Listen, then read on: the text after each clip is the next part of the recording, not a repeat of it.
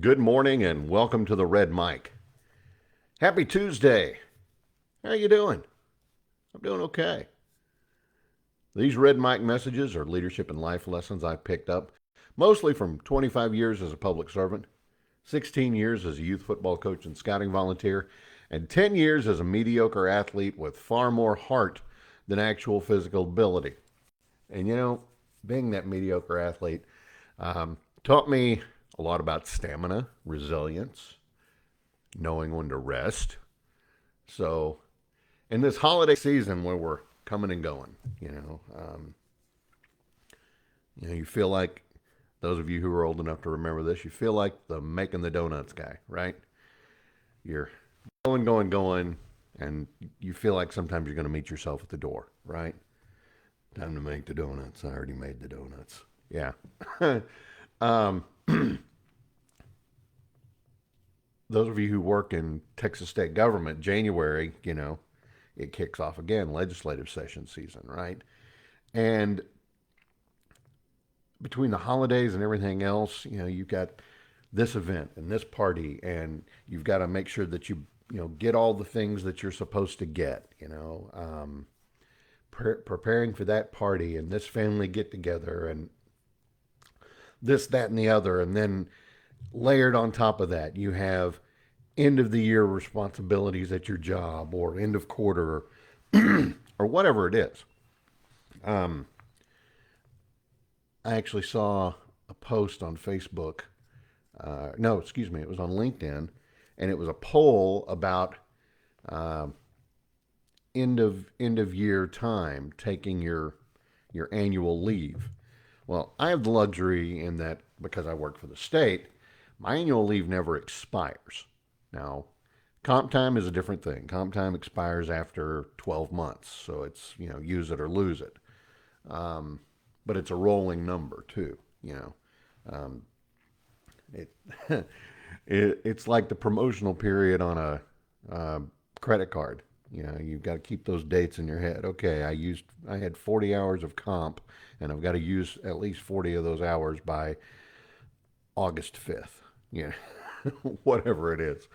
So at least I've got that luxury. I don't have to figure out, okay, and am I going to be able to take some time off or am I going to lose this time? Yada, yada, yada. Right.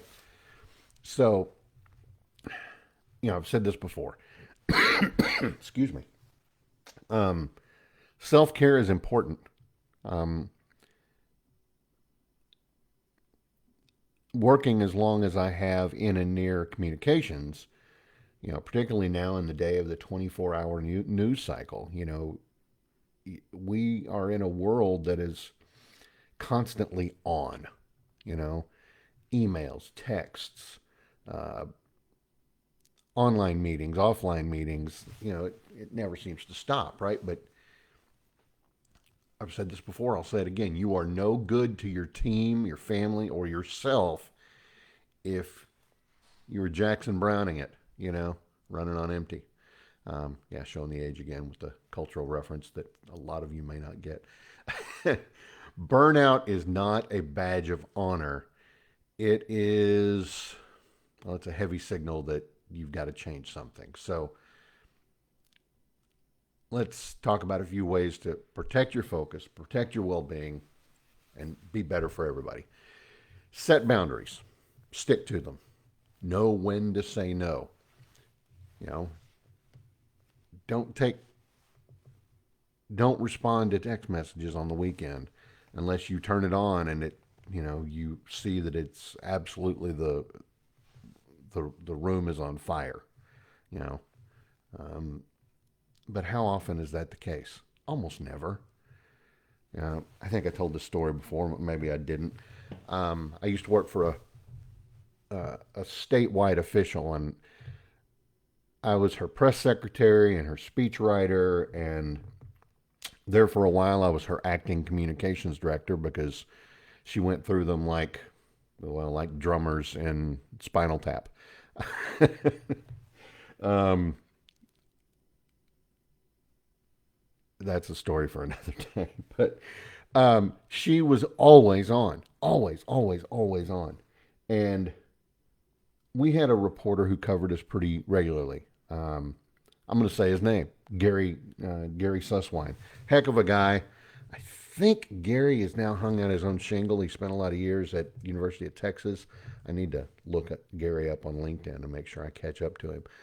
But Gary had written an article, and there was some little small, piddly little thing that he didn't word the way she wanted. It wasn't technically wrong. It was wrong, but it wasn't technically wrong. Um, Thankfully, my wife and kids were out of town for the weekend. I don't know, I don't remember why, but they had something, and I was home alone. The rare, Kevin moment. And phone rang at 7 in the morning on a Saturday. On a, yeah. Um, I groggily answered the phone and said hello and all of that. And she was like, Patrick, yes, ma'am. Have you seen this morning's Statesman? No, ma'am. What? Well, why not? Well, ma'am, frankly, until you called, I was still asleep. What? Are you sleeping all day long?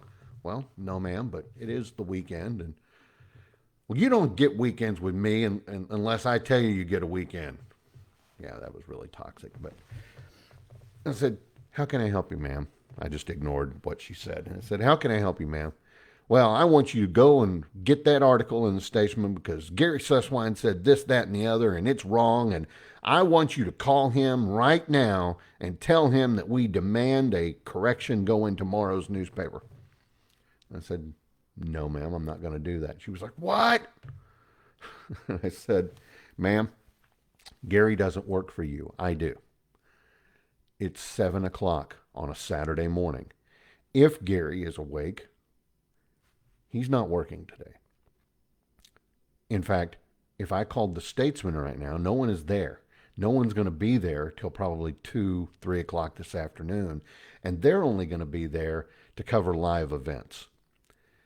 Even if I got the editor, he's not going to put a correction in tomorrow's newspaper. So at best, there's going to be a correction in Tuesday's newspaper because it's Saturday, tomorrow's Sunday. I'm not going to be able to get this done until Monday because no one is going to care, unfortunately, about what we have to say about it. All right, fine. Then you just call Gary first thing Monday morning and you get this done. Yes, ma'am. Now, here's the truth of the matter. I knew she had a temper like magician's flash paper. It was very bright, it was very intense, but it was over quickly. I knew by Monday she was going to be on to her next shiny thing, ADD, attention deficit. Ooh, shiny. ADOS. That's what she had. So I made the decision that that was a boundary I was not going to cross. Because I knew if I called Gary on a Saturday morning, he wasn't going to be able to get anything done. But more importantly, even though he was a really easygoing guy, it was going to piss him off that I bugged him on the weekend. So I ignored it. I set that boundary and I stuck to it. So that was for my self-care, believe it or not. It protected me from burning a source, but also it sort of set a boundary with her, and she never called me at 7 o'clock on a Saturday morning after that. So anyway, let's move on. Growth mindset. Challenges are part of life. They don't have to be roadblocks. So look at the unexpected things that come up as opportunities to learn and grow. Shift your perspective a little bit.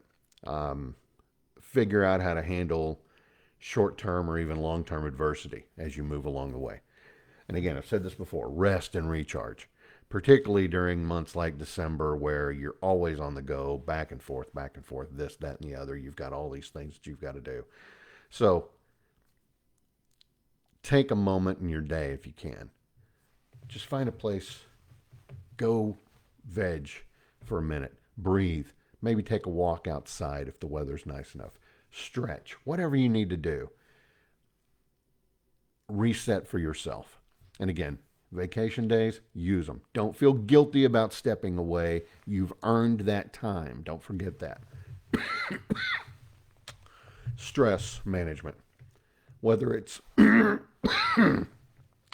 deep breathing, yoga, taking that walk, finding a hobby, just something to unplug from the reality of your job and get something else on your mind. You know, and heck, you might be like me. Some of the best speeches I ever wrote, the line that became the focus of the speech, they came to me when I was doing completely different things. You know, ironing, taking a shower, taking out the trash, whatever it was, and then boom, I'd have a thought. I wasn't thinking about it, at least not actively, but there it was. The best speech I ever wrote, the best line that came out of that speech. The last legislature threw a party and left this one with the hangover. Came to me while I was ironing a shirt. So go figure. So handle your stress, unplug, move away from it. And then finally, physical health, get plenty of rest. If you can't, and I'm guilty of this, I really am, try to get 7 to 9 hours a night if you can.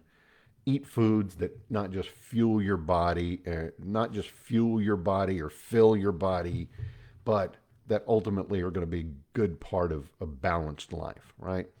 Exercise as much as you can, even if it's just walking around the block. In fact, taking a 15 to 20 minute brisk walk after you eat, more studies are showing more and more and more that even 15 to 20 minutes after you eat are as good as anything else you're going to do during the day. So, put all this together, what do you got?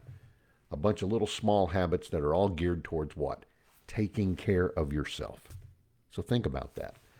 Burnout prevention is not a one and done thing. It's a daily commitment to yourself, to your health, to your family. Because frankly, remember, if you're not around because stress and everything else has gotten to you, you're not going to be around for them, right? So say no when you need to. Eat good food. Get rest. Get good sleep. The world does not need you burned out. They need you at your best. And that's today's Red Mike message. I hope you found it interesting. I hope you found it helpful. I hope you'll be back again tomorrow. I appreciate you so much. Please give me a like, a follow, and a share. Let me know what you're thinking down in the comments. I'll talk to you later. I'll see you tomorrow. And don't forget, life is short. Drink the bourbon.